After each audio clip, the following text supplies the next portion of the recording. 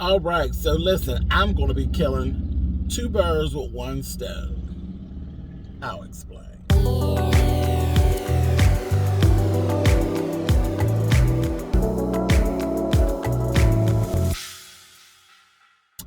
Hey guys, thanks so much for clicking on the video. Listen, I am in the process of killing two birds with one stone. I'm sitting in the car outside of my own house because Pittsburgh, we're having a blackout. Having a blackout.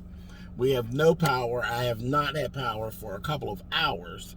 Literally, what is it? It's like 9 o'clock my time now. It's been since probably like 4:30 since the power's been out. But whatever. I needed to charge my phone, so I was coming to the car to charge my phone. I talked to you guys on live earlier, and I promised that I would actually do my review for RuPaul's Drag Race All-Stars Season 6, Episode 3. So that is what I am doing. I am keeping my word while charging my phone. So I'm in the car, and I am going to, hopefully, you see, we really are doing it up. You see cars driving by, and we doing fake lighting, whatever, but we're getting it done. Being as though it's late. As I was talking about earlier, I don't know what's really going on with the audience as far as All Stars, because I know it's on Paramount Plus now, and I know some people just refuse to get another streaming service for the show. I've heard that. Then I've also just heard a couple things, you know what I mean? And then I was looking, and I'm like, where are the people? Like, where's the folks? And the show is good. I ran to do my reviews for episode 1 and episode 2 because they were really, really good. Episode 3, not so much. It was cool. It was good, but whatever. Wasn't no big deal. Wasn't no need for me to go flying and running to do it. But anyway, so I got some folks that were saying, listen, where is it at? So here we are, keeping my promise, killing two birds with one stone. Let's do what we do. Anyway, let's roll. Okay, All Stars, Season 6, Episode 3. In this episode, the girls have to write their own commercials for their own side hustles. Now, this is funny, because I'm a bitch that believe in the side hustle. Multiple streams of income. I'm here for it. I am here for it. I wear a lot of hats, baby. I'll sew something. I'll do hair. I do a whole lot of things that you can use as a hustle if you need to. Anyway, that's neither here nor there. But this is what they're doing. So Ruth splits the girls up into 3 groups. Now, in the first group, you got Silky, Ginger, Jan, and Akira. They are a Rent-A-Queen service.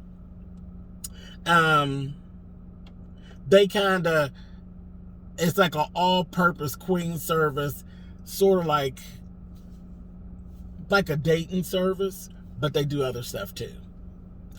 Of course, this whole thing is based on some corny Ru-isms. You know that. The next group is Raja, Pandora Box, Trinity, and Yara Sophia, and they are the drag fixers. It's very Olivia Pope-esque is their thing. It was funny. Now, theirs was funny. They had this whole little saying, it was, fix it, bitch. They're like like plumbers or whatever. They're fixers. But, like I said, plumbers, whatever they need to be, but really on an Olivia Pope-ism, if you will. The Rent-A-Queen service was kind of funny. There was one scene in it that was funny, and it was with naturally with Silky. They were at this funeral, and Silky just fell all out and was carrying on. Her and Akira, terrible, carrying on at this funeral. Funny. And if you've ever read any of my books, carrying on at a funeral is, You'll find it a couple times in some of my books. So I found that scene quite entertaining. But anyway, moving on. The last group was Sonique, Eureka, and Scarlett, and they were drag exorcists.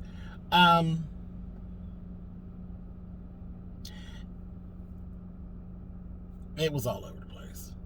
It was all over the place. I kind of seen where they were going as far as the exorcist part, and I think they should just stay with that, because they had Eureka as basically, she was like a version of Reagan from the movie The Exorcist, and she was possessed and she was cutting up real bad.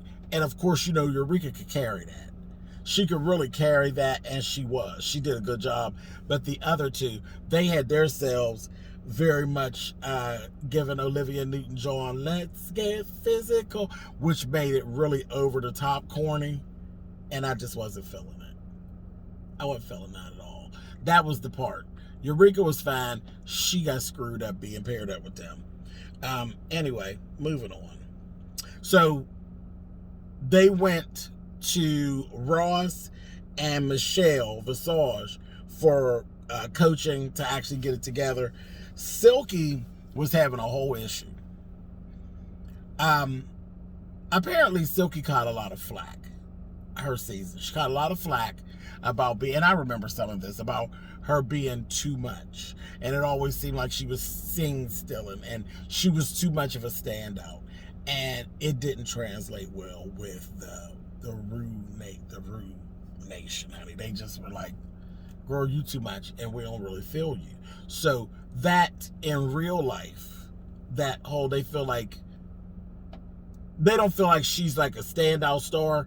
They more or less, it seems that the fans of RuPaul's Drag Race feel that she's more of a scene stealer and an attention whore, if you will.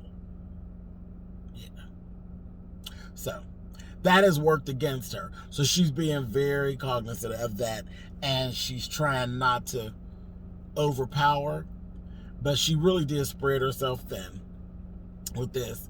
And then, because there were like a lot of little parts she was doing, so she was trying to hurry up and do what she does. But then she got to the point where she's like, oh shoot, I'm doing what I usually do, where it's like, feel like I'm taking over. Oh, I gotta let some of it go. And she did. She only had a couple of lines. She had a lot of costume changes, and she was in a lot of the scenes, but she only had a few lines, and she ended up giving her lines away, and she screwed herself. She screwed herself. So you were trying to be not so pushy, and you kind of ended up fading into the back, and you were doing a lot of other stuff that really didn't mean anything. So you kind of screwed yourself. Child, listen, the one thing you're going to figure out, child, RuPaul's Drag Race is about you being you, whether the fandom lives for it or not. You can't be anybody else but you. And I think Silky learned that lesson today. But anyway, that's her thing. I think her scale back was an epic fail. But anyway, moving on. So, runway. The runway was Redemption Runway. It was really based around do-overs, and just a couple of these. Scarlett's, this goddess gown that she had on, it was really sharp. It was sharp. It was like this hand-painted, it was like hand-painted silk that the gown was made of, and it was all draped. It was just beautiful.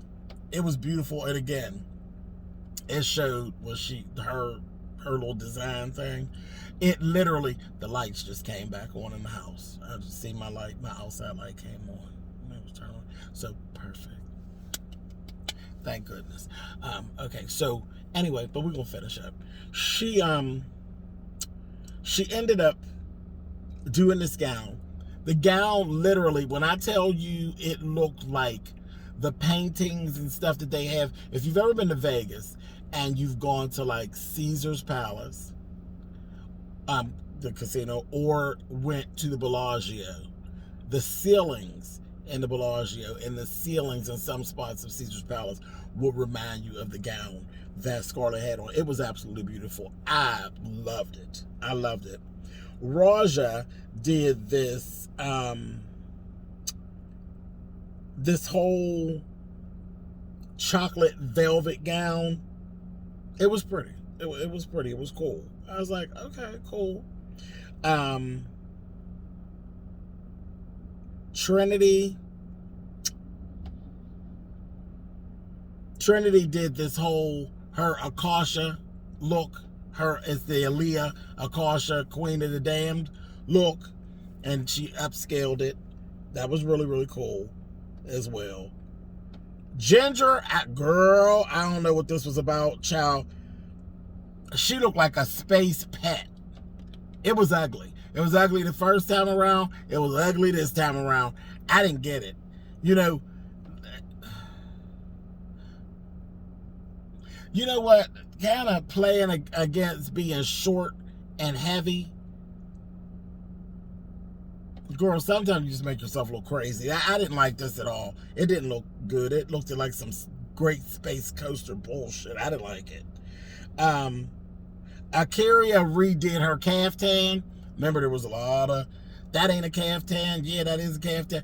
This, she redid the caftan and had it belted, but it was flawless. It was a good look. She did a good job on that. So that was real sharp on Akaria. I loved it. Okay, so let's go into it.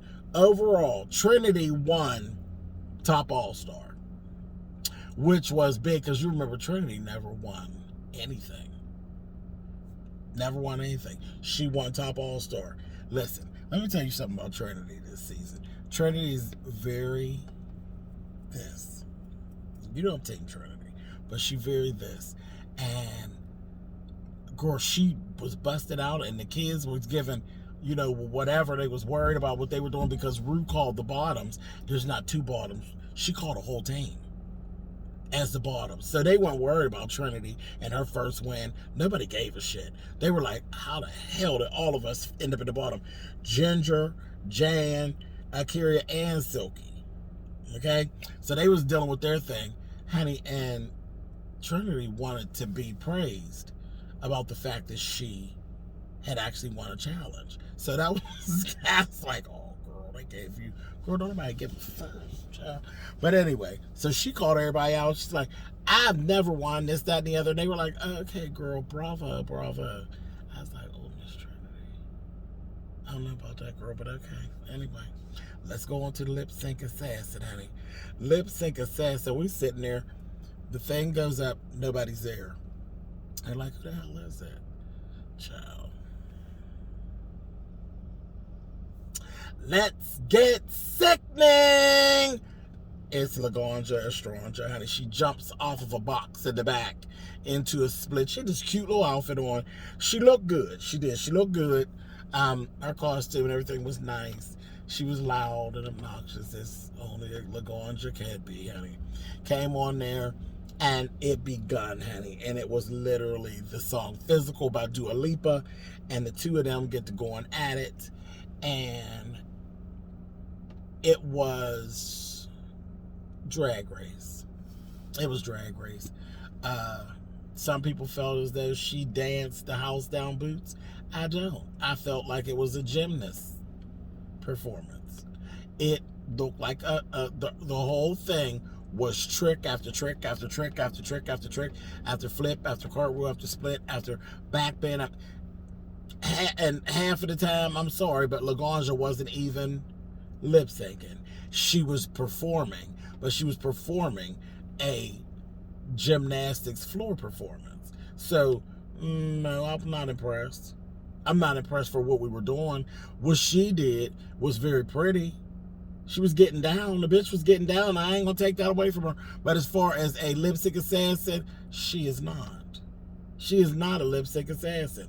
She's a performance assassin, but she's not no lip sync assassin. So no, I wasn't feeling it.